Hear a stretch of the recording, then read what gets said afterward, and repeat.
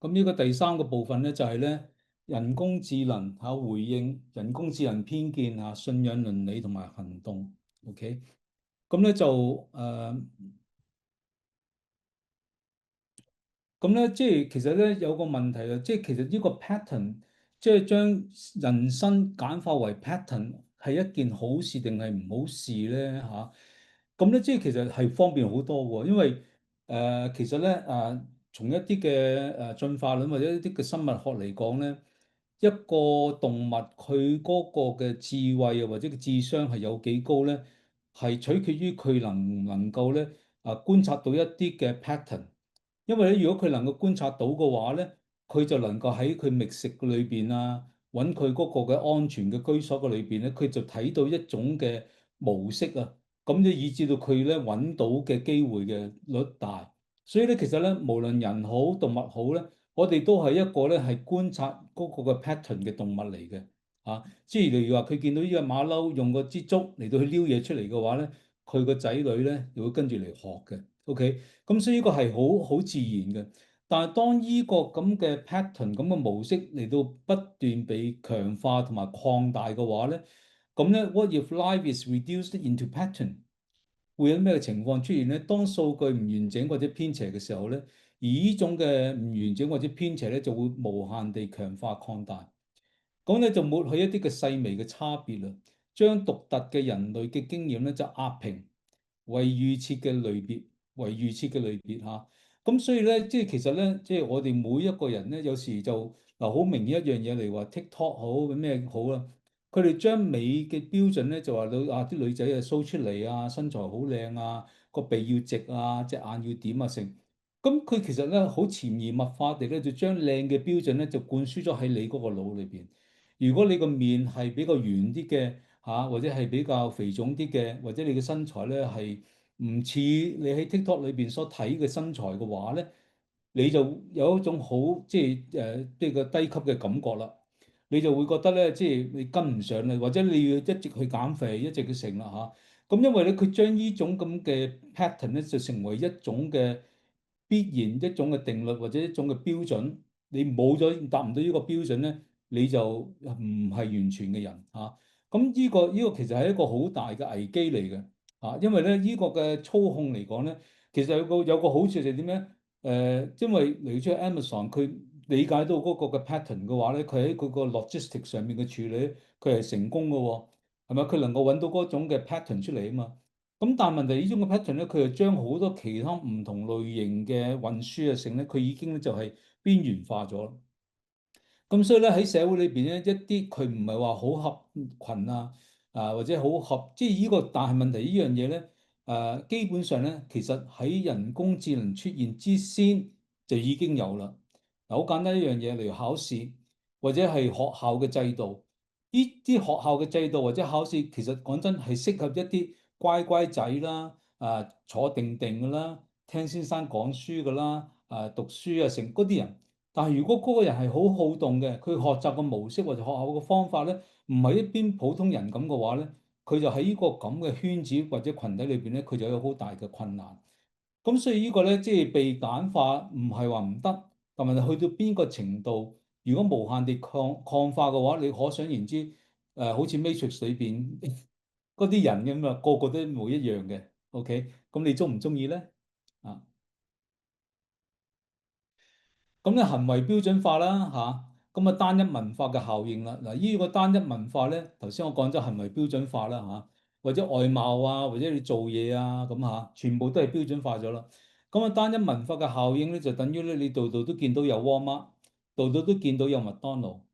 咁我想問下大家，你中意去日本點解咧？因為日本有佢獨特嘅文化啫嘛，係咪？咁如果全世界都係變晒美國咁嘅西方咁嘅即食文化嘅話咧，你會覺得你仲使唔使去旅遊咧？應該就唔使噶啦。咁所以呢個單一嘅文化咧，其實咧從我自己個宣教嘅背景嚟講咧，其實我覺得咧，即係已經係一個瀕臨絕種嘅一種嘅情況啊。因為有好多嘅即係即係農村嘅社會咧，佢有佢獨特嘅文化、獨特嘅背景。然而咧，因為佢哋冇下一代嚟到承接嘅話咧，因為佢哋走晒去城市嚟到去謀生，咁咧呢啲嘅文化冇人承接嘅話咧，一種種嘅文化咧就完全失落。所以喺宣教嚟講咧，其實咧倒翻轉頭咧，啲宣教士咧就唔係話去到宣揚西方文化嘅福音，而係咧去到嗰度咧就幫佢哋學佢哋嘅語言，幫佢哋咧嚟到製造咗佢一種屬於佢哋嘅文字，將佢哋嘅點樣樣慶祝佢哋嘅節日啊，點樣樣嚟話婚禮啊、喪禮啊或者出生啊呢啲咁嘅嘢，能夠記錄落嚟，等佢哋有文字。當然咧，用佢哋嘅文字翻譯佢哋嘅聖經，以至到咧佢哋能夠咧有佢哋保存翻佢哋嘅文化，而用佢哋嘅文化嚟到去咧嚟到敬拜佢哋嘅神。OK，咁所以有時我都覺得咧，我哋教會咧根本都係一個中產階級嘅文化，去到每一間教會都係咁上下樣。OK，咁咧你唔同樣嘅時候，你會覺得好唔舒服。咁我唔知點解啦嚇。咁呢個所以其實咧，有時我哋要去睇呢個咁嘅單一文化嘅效應咧，其實係一個好事定係唔好事咧嚇。咁啊，全球擴散與速度啦，就喺唔同嘅實體嘅連鎖店裏邊咧，就 AI 標準可以即時全球擴散啦嚇。咁所以其實呢個都係一個幾危險嘅情況。如果大家記得之前嘅嗰個嘅financial tsunami 啦嚇，其實就係因為有互聯網啫嘛，一個股票市場冧完跟住另一個嚇。咁因為嗰個資訊通訊發達嘅時候咧，咁即係哇，即時之間就有個反應。咁其實咧，有時係一個恐慌式嘅反應咧，其實不需要咁樣嘅咁快回應嘅。但係問題咧，因為有 AI，AI 所俾到我哋係咩嘢啊？係嗰個嘅效率、快捷，係嘛？咁即係我哋係真係唔夠佢嚟嘅喎，因為即係佢係快過我哋好多喎。但係問題，我哋今日係咪真係需要快咧？有好多年青人咧，佢哋躺平。其實可能係對於我哋嗰種嘅生活模式嘅一種嘅控訴，係咪？我哋要求一種嘅效率文化，其實我哋神造我哋去工作嗰個原意係咩嘢咧嚇？咁呢個大家都可以去思想一下。咁咧就生存壓力啦，嗰啲唔符合規範嘅人，好似我頭先咁講啦，就被邊緣化啦嚇。咁咧即係所以咧，我哋要為咗要迎合呢個社會呢個 AI 時代所定出嚟一種嘅規模，呢種嘅 pattern，我哋要活嘅話咧，咁所以其實咧就好得意嘅，因為我做 IT 嘅時候咧，見工咧，我發覺到原來咧喺網絡上邊咧，見工咧，你見邊種工咧都有啲嘅見工 Q&A，佢就有晒嗰啲嘅 interview question 俾你嘅。咁所以有時我去 interview 啲人嘅話咧，發覺到個個都好識答嘅喎，個個都答得好叻嘅喎，但係我都唔知道佢真係做得定唔做得嘢。咁所以有時咧有個請咗翻嚟啊，我都要幾個請咗翻嚟。好彩喺3個月裏邊咧，我真係睇見佢唔係好掂。咁啊，即係所以咧，第3個月最尾一日咧，就即時炒咗佢。咁所以 anyway 啦，咁所以有時呢啲咁嘅嘢咧，你即係道高一尺，魔高一丈嚇。咁咧就咁呢個圖表咧，我淨係想講就話到咧，其實咧人工智能咧係對現實世界一種嘅近似模擬。咁 approximation of the real world，咁大家都玩過光碟啦，係咪啊？聽 CD 機啊咁。其實咧，我讀大學嘅時候咧，我係讀 digital communication 嘅。咁啊，上面嗰個圖咧係真正嘅 waveform 啦，下邊嗰個圖咧就係一個 digitize 咗嘅。咁即係如果你嗰個能量係高啲嘅，咁嗰條線咪長啲咯，咁嚇。咁咧，即係當然啦。如果你係得8個位數嘅咧，咁你嗰個模擬嘅能力咧就差啲啦。所以你聽嗰個首歌咧，就聽到咧麻麻地啦，模模糊糊，唔係好清晰啦。但係如果你係24bit 嘅話咧，又唔同咯喎，清晰到一個地步咧，我完全分唔到係真定係假嘅喎。咁所以呢個模擬世界大問題咧，始終呢個都係一個模擬，都係咧我分唔到啫。但係始終呢個唔係個現實世界。因為咧人工智能所表達嘅咧係一個嘅過去，係一個歷史，係一個係一個已經唔再復現嘅嘢。而我哋需要不斷地更新人工智能，以至到呢個人工智能先至能夠 catch up 到我哋今日所發生嘅事情。咁所以咧，當我哋今日活喺呢個真實嘅世界嘅裏邊嚟講咧，我哋真係要點樣樣嘅嚟到去喺呢個真實嘅世界裏邊嚟到去有嗰種咁嘅洞察力同埋透視力。咁咧，因為 AI 佢唔知道你身處嘅處境，佢可以咧好輕描淡寫嘅俾一啲好靚、好華麗嘅答案你。但係原來你係身陷火境火海嘅，佢唔知嘅喎，係嘛？咁係你知嘅，但係問題，如果你將你呢啲咁嘅認知嘅能力、觀感嘅能力全部交晒俾呢個嘅人工智能嘅話咧，咁你可想而知，呢個係一個溫水煮蛙嘅情況，越嚟就會越危險。OK，咁所以咧，呢個嘅模擬始終都係一個模擬啦。咁咧，所以咧，當我哋去面對呢個世界嘅時候咧，頭先都講咗啦。就到我哋有咩可以做嘅咧，就話到第一喺個資料嘅裏邊啦嚇，咁我哋即係當我哋去評核一個嘅人工智能嘅時候，我哋要睇睇佢嘅資料來源係咩嘢啦，係邊個國家做啊？佢着重邊啲咩嘢啊？啊，佢涵蓋嘅面有幾多啊？嚇，同埋佢嘅演算法啦，啊，佢嘅透明度有幾多啦？嚇，咁好似頭先位弟兄咁嚇。佢就會講到俾你聽，佢個思想嘅邏輯點樣樣，佢能夠咧即係做到嗰個 output 俾你，咁都好，你都會可以有跡可尋下。咁同埋可解釋性同埋透明度啦，佢嘅政策同埋 policy 啦。咁例如話 ChatGPT 啦，我都有問佢，佢嗰啲聖經知識喺邊度嚟啊？有冇邊一個權威人物嚟到去 endorse 佢啊？或者係喺裏邊幫手參與啊？佢冇講真正嘅名嘅。咁佢淨係講話咧，我係根據聖經同埋聖經嘅傳統歷史傳統係咁多啫。咁咧即係所以有時咧，你問一啲比較邊緣嘅問題啦，你最好就話俾佢聽，我係浸信會嘅，我係長老會嘅，咁佢就唔會亂噏嘢。但係咧，如果你話問一啲比較邊緣嘅問題，你話耶和華見證人係咪基督徒啊？咁嗱，呢啲係好邊緣，因為有啲耶和華見證人咧，佢覺得佢哋係基督徒嚟嘅。OK，佢哋都係信同一本聖經但係佢哋個知咧就係細草知咁解啫。咁但係我哋嚟講咧，就覺得佢哋係一個異端。咁所以喺呢啲咁嘅情況底下咧，喺一個冇背景，咁我翻教會翻咗咁多年，咁我知道咩情況啦，我唔使問人工智能係咪？但係依家有好多未信嘅人，佢哋都係用人工智能去學習聖經信仰嘅話咧，就有好大嘅問題啦。當佢話想揾間教會翻嘅時候咧，你歡迎佢嘅時候咧，你都仲要同佢執好多嘢。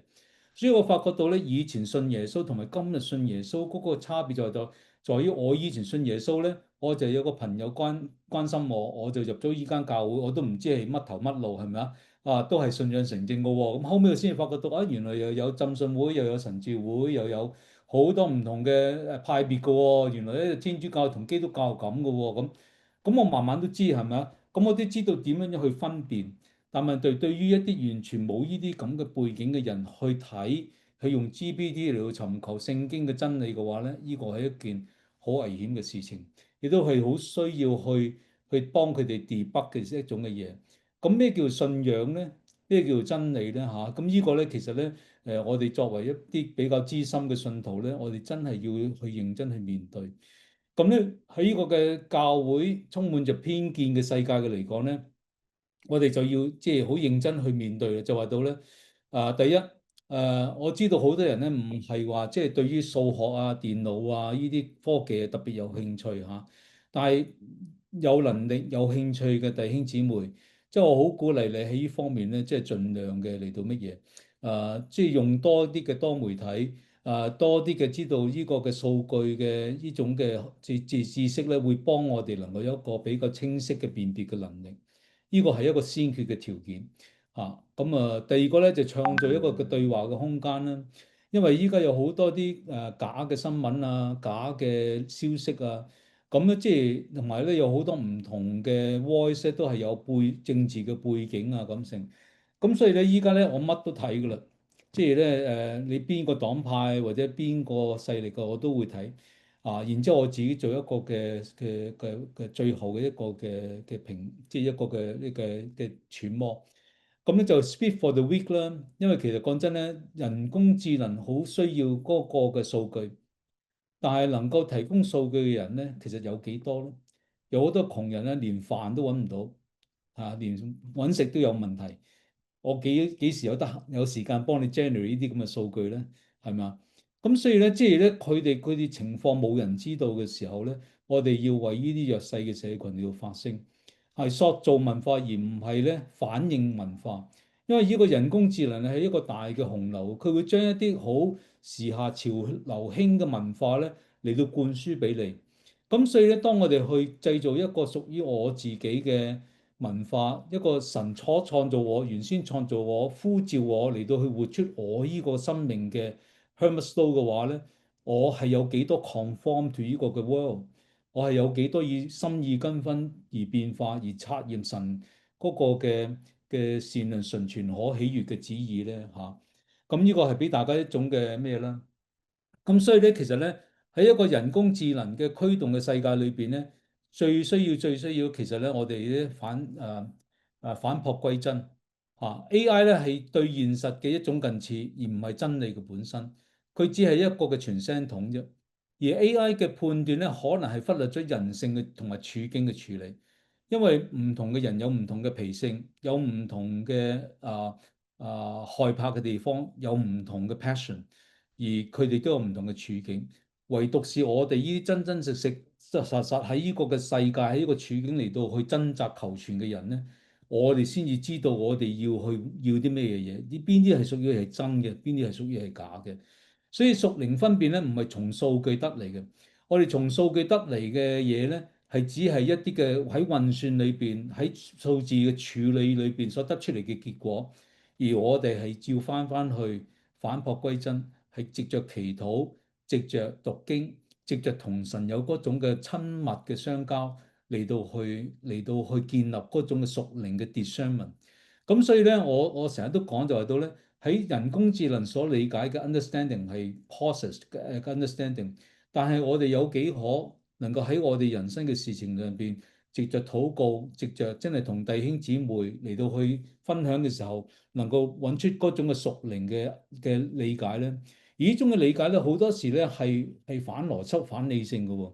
例如話喺經濟唔好嘅情況底下，教會決定要買堂、購堂，係嘛？或者喺一個經濟唔好嘅底下，我哋願意嘅嚟到咧返少啲工，嚟到都願意去返教會團契崇拜。咁呢啲其實係非理性嘅嚇。如果你叫問人工智能嚟到做一個取捨咧，佢可能或者俾一啲好行貨、好門面嘅嘢俾你。但係佢唔可以，無論佢俾咩嘅答案你啦，真正去 execute 呢個答案嘅人係你。所以咧，無論點樣樣都好，你要將你呢個咁嘅決定權咧嚟到同神去交託俾神，將你嘅生命交託俾神。咁所以咧，另一樣嘢就係嗰個信仰群體。因為咧有人工智能嘅緣故咧，人與人嘅關係咧會越嚟越疏離嘅，所以咧呢個信仰嘅群體教會係一個好真實嘅人際關係嘅網絡嚟嘅。而呢個真實嘅人際關係嘅網絡裏邊嚟講咧，肯定會有衝突，肯定會有摩擦。而實質上咧，其實呢啲摩擦同埋衝突咧係 blessings in disguise。喺呢個裏邊咧，你會更加超越翻你自己嗰個嘅個人嘅個性。而能夠 appreciate 到，因為呢個神嘅肢體，基督嘅肢體係八節各按各職，我哋有唔同嘅功用，有唔同嘅恩賜啊。咁所以咧，我哋一定要即係去點樣喺呢個人際個關係嘅裏邊咧嚟到去企穩。咁第二個就係到咧喺呢個嘅信仰群體裏邊咧，學習對世界有多方面嘅知識。所以咧，我呢四個嘅講座咧都係拋磚引玉啦，想建立一個同我同聲同氣嘅群體啦。能夠喺科技上邊啦，有同樣嘅理解，有同樣嘅 passion。因為我知道呢個仗我一個人打唔晒。所以咧，我希望能夠大家彼此嘅嚟到去鼓勵啦。第三點咧就係咧，信仰群體咧係彼此鼓勵支持信仰嘅。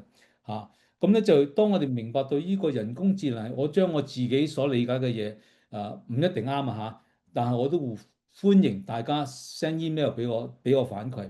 咁喺個信仰群體彼此能夠鼓勵，點樣樣喺呢個咁嘅混淆嘅社會、真真假假嘅社會裏邊，我哋揾到嗰條真理、嗰個信仰嘅路咁然之後咧喺禱告讀經嘅裏邊彼此嘅建立。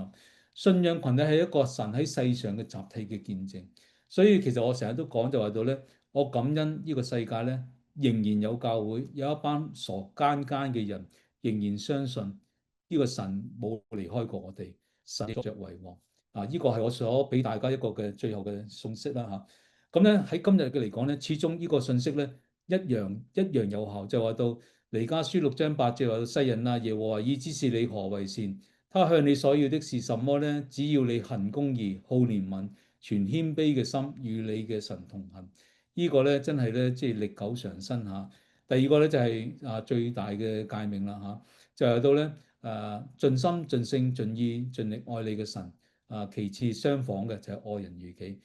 我哋係一班被召蒙召歸入呢個群體嘅屬神嘅兒女。大家喺呢度就彼此鼓勵。咁我諗我停到呢度啦，OK。咁06分啦，咁我就有個嘅結束嘅祈禱，好唔好啊？咁我哋大家一齊有個禱告。我哋跟住我哋知道，萬事都喺你嘅掌管嘅裏邊。雖然洪水泛濫，但係神耶和華你坐着為王。你將我哋擺喺個世代嘅裏邊，我哋睇見呢個浪好似好大，我哋都會有啲嘅驚恐。然而神，你既然擺我哋喺呢個嘅世代裏邊，你有你嘅能力去保守，你有你嘅恩典嚟到扶持，你有你嘅路開俾我哋去行。所以真係仰望你為我哋信心創始成終嘅主，因為你凡事遇過試探，只係你冇犯過罪，你能夠即係按照父神嘅心意完成父神嘅心意，成就拯救嘅救恩。我哋為着咁嚟到去感謝你，我哋都深信即係佢嗰一位能夠將死亡能夠即係打破死亡。嚟到將即係生命嚟到賜給人嘅主，我哋仰望你因為我哋今日行事為人真係唔係憑着自己，但係憑着主你自己都求住你祝福我哋每一個嚟到講座嘅人讓我哋喺我哋嘅生活嘅處境裏邊都有屬神你嘅智慧，有屬神你嗰種嘅洞察力嚟到去知道神你喺我哋嘅生命上嘅旨意係如何。我哋喺到面前簡單嘅禱告交託，奉耶穌名，阿門。